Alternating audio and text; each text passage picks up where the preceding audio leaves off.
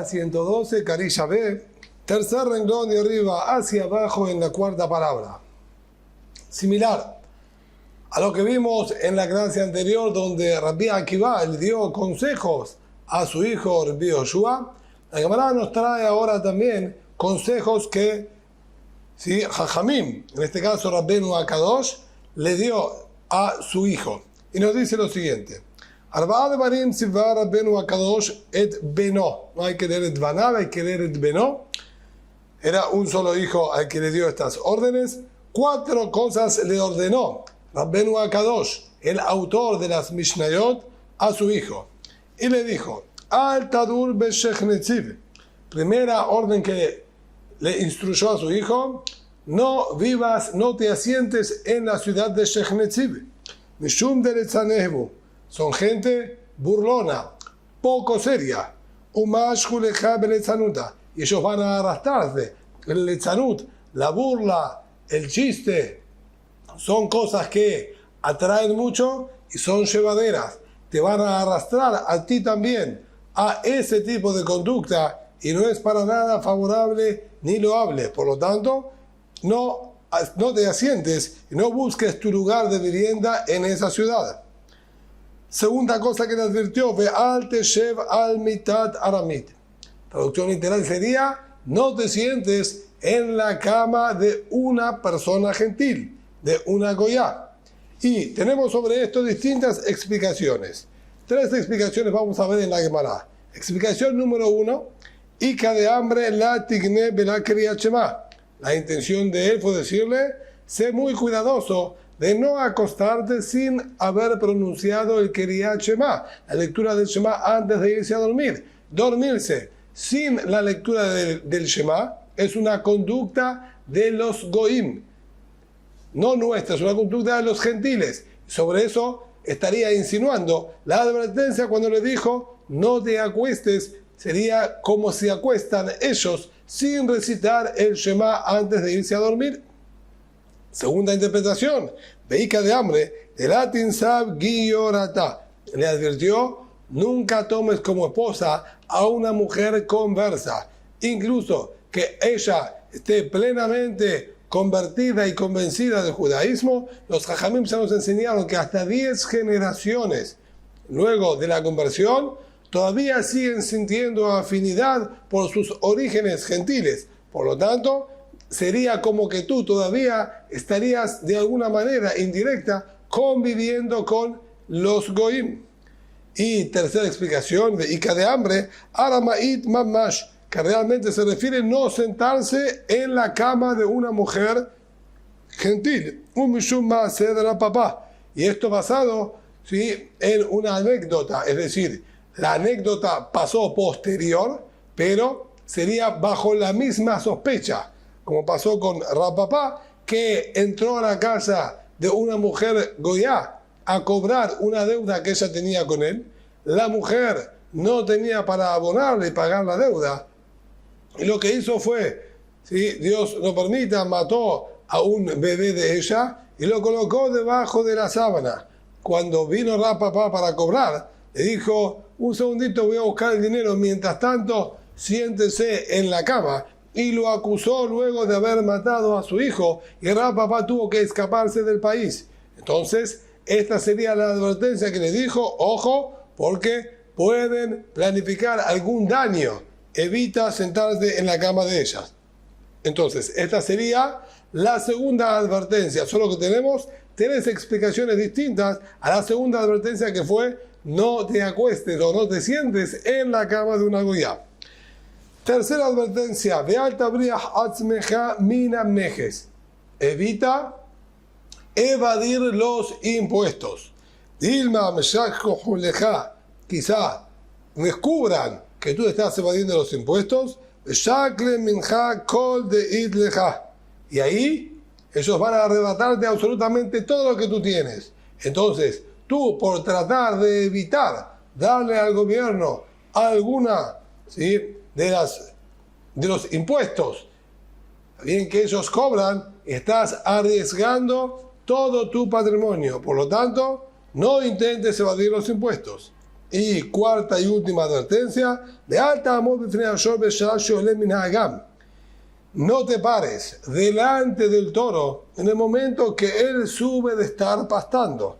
Y Penesha Satán Merakel Ben Karnab.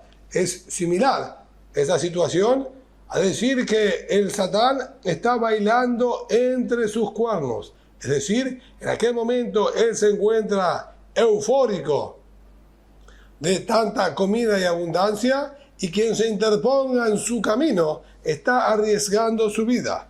Y por eso la Gemara clara nos dice, Amar Rabbi Shemuel, dijo Rabbi Shemuel, o como da la Gemara en el Tratado de Berajot, Amar Shemuel, sin Rabbi, Beshor Shahor Ube Yomé Nisan.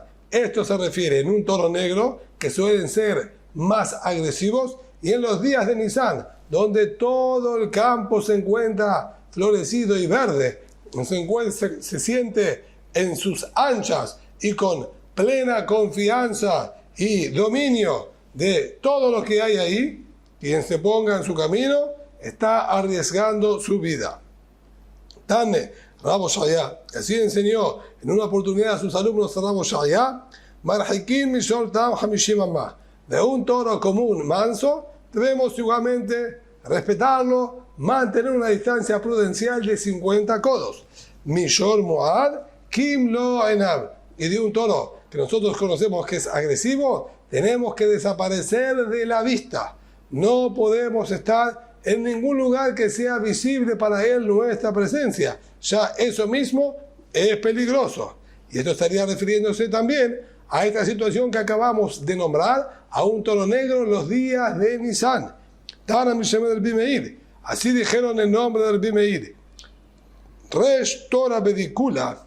Incluso si la cabeza del toro está zambullida en el canasto comiendo del alimento que le pusieron ahí, y uno diría está completamente concentrado en su alimento, podría pasar por ahí sin problema. Igualmente, Sakle Igra Beshade Darga Mitutej. Súbete al techo y quita la escalera debajo de tus pies para evitar que él pueda subir por ahí.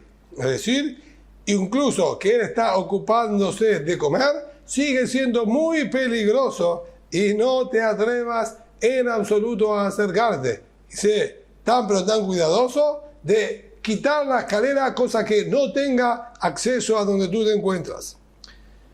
Amar Rab, dice ahora Rab nos enseñó Nizar de Torah Hen. El grito, la manera de dirigirse al toro cuando uno quiere espantarlo o quiere hacerlo mover, es gritarle Hen. Nizar de Aria Ze. El grito al león es Ze. La expresión, ¿sí? Con la Zain, es una expresión que al león, ¿sí? Le suena en su oído molesto y se aleja. Nizha de Gamla, el grito para los camellos, da. Nizha de Arba, y el grito para las personas cuando quieren movilizar una embarcación y está pesada y tienen que arrastrarla hacia el mar, es Hilani, Heye, Hila, Vehiluk, Julia. Estas expresiones, ¿sí? Que son sonidos y palabras sin sentido, nos ayudan a las personas a realizar más fuerza con su cuerpo. El emitir sonidos con la boca despierta de alguna manera la motivación y la fuerza en la persona misma y lo ayuda a jalar con más fuerza para poder arrastrar la embarcación. Amado Valle, ahora la Gemara continúa con otras advertencias y cuidados para que todos tomemos en cuenta. Or, Dag, Vekos, Hammin, Ubetzim, Vekinim, ¿sí? Muchos que no escriben acá la palabra Levanim, Kulam Kashim Davar Aher. Tanto el cuero, el pescado, el vaso, el agua caliente, los huevos, los piojos, todos son peligrosos y facilitan el contagio o la propagación de la lepra en el cuerpo de la persona. Y la Gemara explica a cada uno y uno cómo sería exactamente la situación. Ahora, el cuero se está refiriendo a una situación muy puntual. Mandegane a mashka de tzala. Esa persona que se recuesta sobre un cuero que no fue todavía trabajado.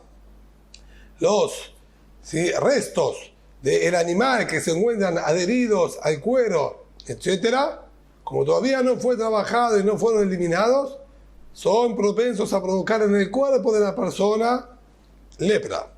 Dag, cuando habla del pescado, se refiere puntualmente al shibuta, a un pescado llamado shibuta, que él, sí, por sus características, puede generar una reacción en el cuerpo de la persona en modo de lepra. Y puntualmente, Beyomé Nisan, y esto se da más específicamente en los días de Nisan, donde el clima es distinto, hay mucho crecimiento y propagación de los gérmenes y de las criaturas, ahí es donde es más propenso a esta reacción. Kos, cuando habló, hay que tener cuidado con el vaso, Shiure casa de Harsena, está haciendo referencia a beber o consumir de los restos del aceite de pescado que se freía conjuntamente con harina. Esos restos que quedaron en el fondo pueden provocar lepra. Jamín, agua caliente, jamime de jamime, meshadro y la ve. Aquella persona que suele enjuagar su cuerpo con agua muy caliente y lo hace seguidamente, eso sí lastima la piel y puede también provocar la lepra. Bechim, huevos, manden midraj a kelipim. Aquella persona que camina sobre las cáscaras de los huevos. Y kinim, y piojos, no necesariamente blancos como aclaramos antes, manden mehavar le bouché. Se refiere a aquella persona que lavó las ropas en aquellas épocas. Las ropas estaban infestadas de piojos, era común. Y de hecho la gente hacía revisación y limpieza de las ropas de los piojos. Y aquí nos está diciendo que si este hombre agarró una ropa que estaba infestada en piojos, la lavó, velana tirle tamañayome, y no esperó 8 días para volverla a vestir, ve a dar la bushla y se la volvió a vestir, varian anaskinim, esos piojos todavía no están muertos, estaban moribundos, y al tener nuevamente contacto con el cuerpo de la persona, vuelven a revivir, se reabastecen nuevamente con mucha fuerza, y ahí son peligrosos y pueden provocar lepra, ya que en aquel momento ellos están muy debilitados y hacen todo su máximo esfuerzo para volver a alimentarse, dañando más gravemente la piel de la persona. Amarra papá, dijo ahora la papá, beta de it beshunra, en la casa en la que se encuentran gatos, la ni ulba inish bela mesane, que no entre la persona a ella sin estar calzado. ¿Cuál es la relación entre el gato y los calzados? Maitama, ¿cuál es el motivo? Una de las características del gato es atacar y matar a las serpientes. En aquella época era muy común que hayan serpientes y víboras incluso dentro de los poblados y ciudades. Estaba todavía todo muy precario, los pisos eran de tierra, las casas tenían parques y arbustos, todo de manera natural.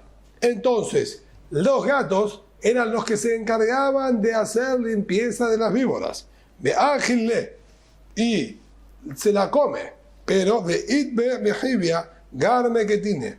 En el cuerpo, en la fisonomía de la víbora, hay muchos huesitos pequeños que no son comidos y consumidos por el gato. Veyativ la garma de jibia carae.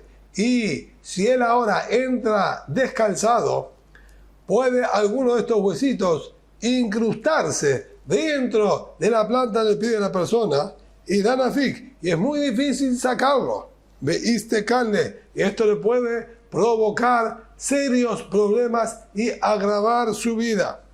se le puede terminar infectando. Entonces, tienen que ser muy cuidadosos. Tenemos que recordar que para aquella época todavía no se habían descubierto los antibióticos. Cualquier infección ya podría ser un riesgo mortal.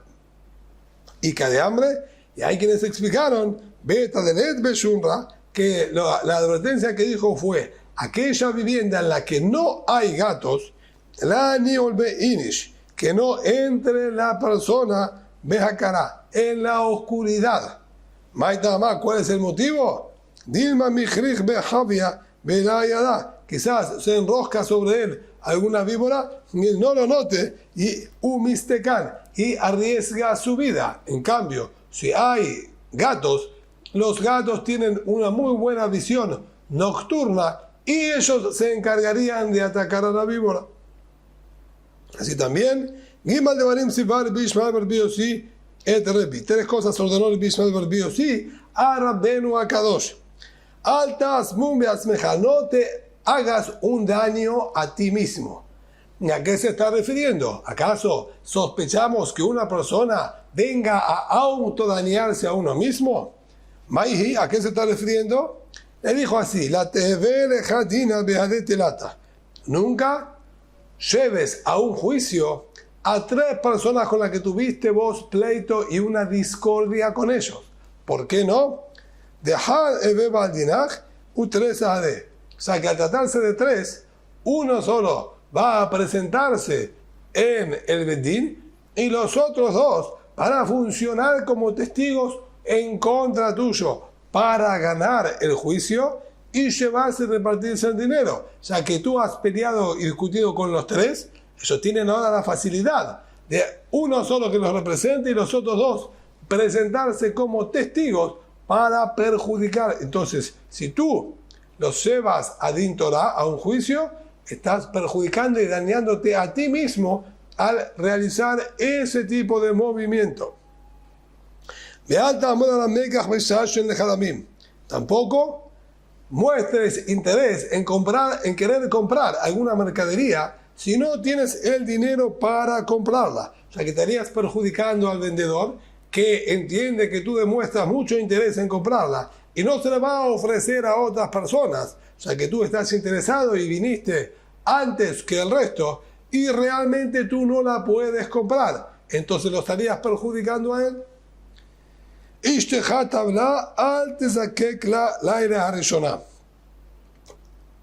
Tu mujer estuvo en la migbe, se purificó, no intimes con ella en esa misma noche.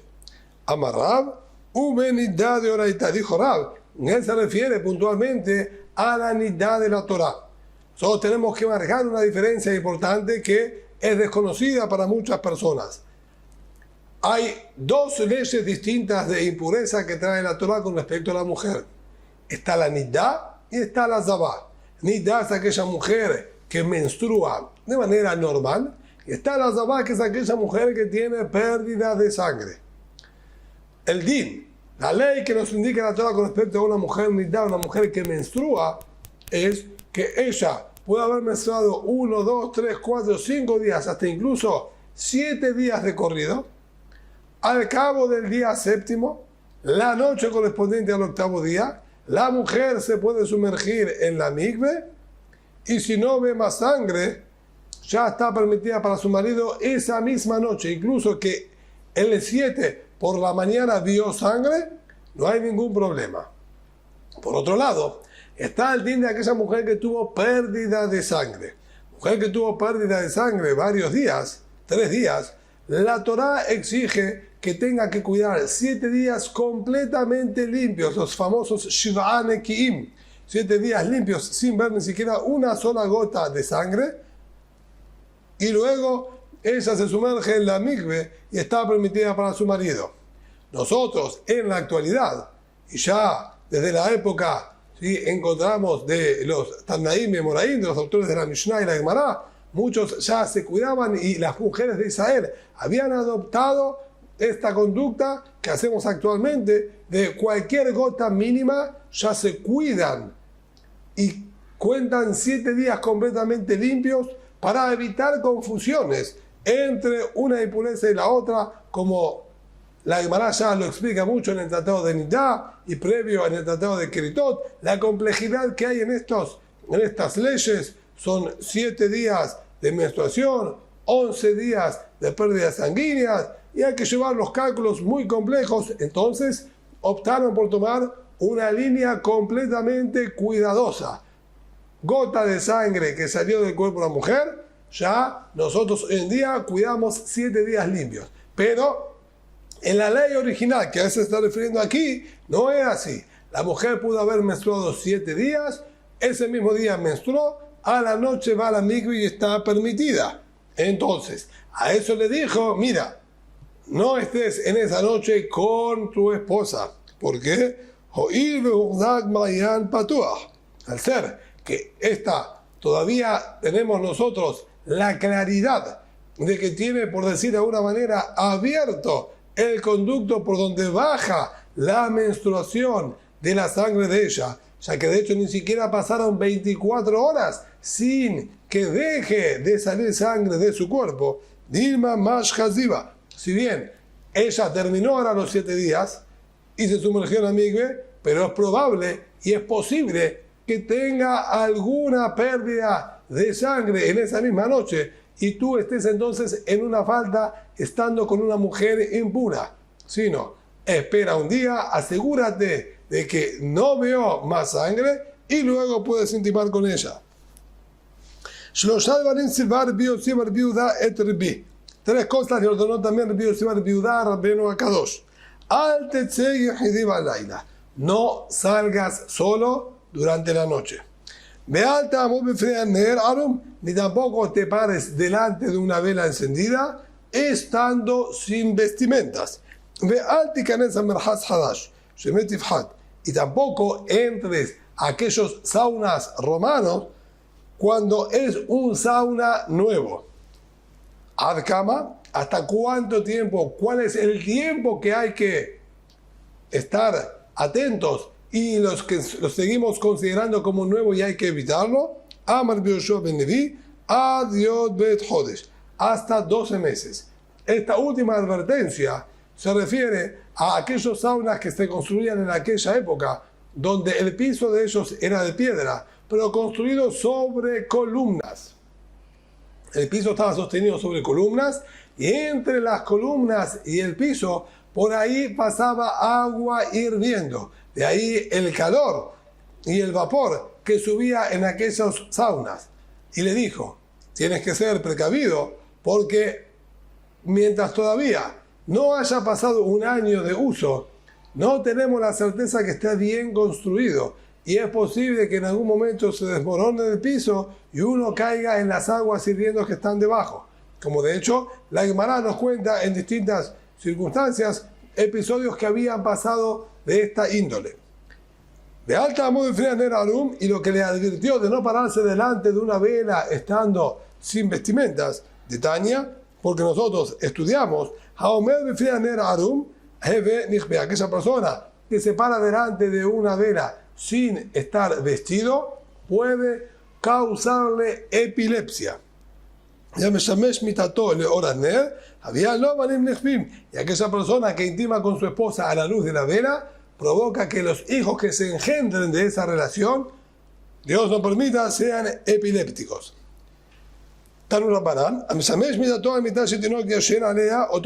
Aquella persona que intima con su mujer en una cama donde hay una criatura, un bebé, durmiendo en esa misma cama, provoca que ese bebé sea epiléptico. Pero amarán, era de los bebés bar shata. Ahora, esto siempre y cuando que el niño no haya cumplido un año de edad. Ahora, el bebé bar shata, let lamba. Pero una vez que él ya llegó a un año de edad, no hay ningún inconveniente.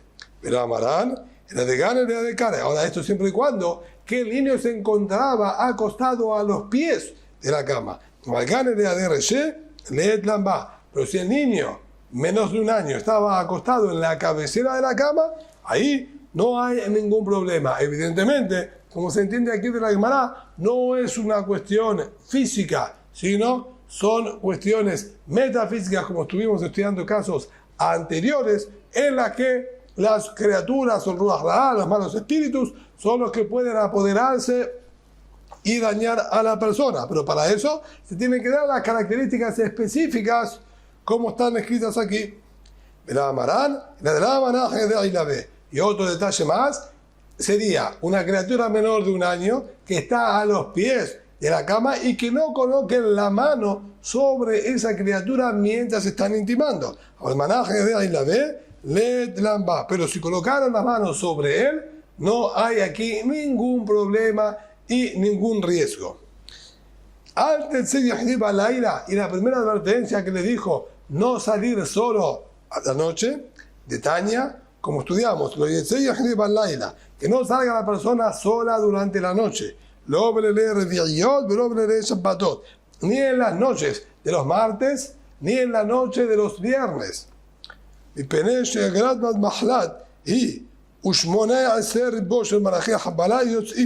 Ya que Igeret Bat Mahlat, que es el nombre de una de estas criaturas, que está por sobre todo un séquito y ejército de ángeles malos. Aquí nos dice que la cantidad serían 180.000 ángeles malos.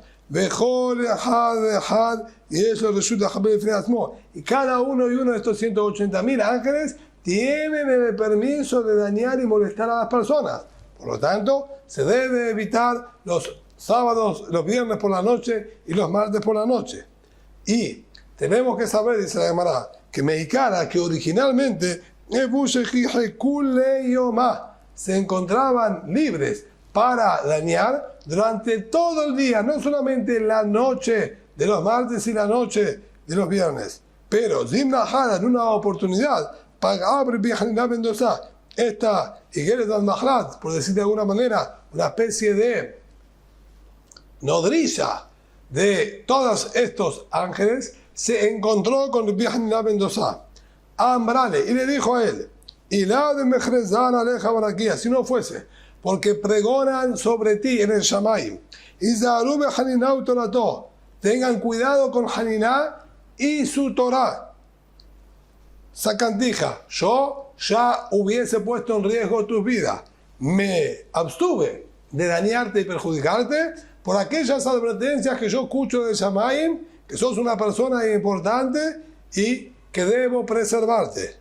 Amarla, le dijo el viejo Hanina ben Dosa, y Hashibna Barakia, si soy yo tan importante y valorado en el Shamayim, entonces, Gozerani Aleja, Shelot Aburi Beishule Olam.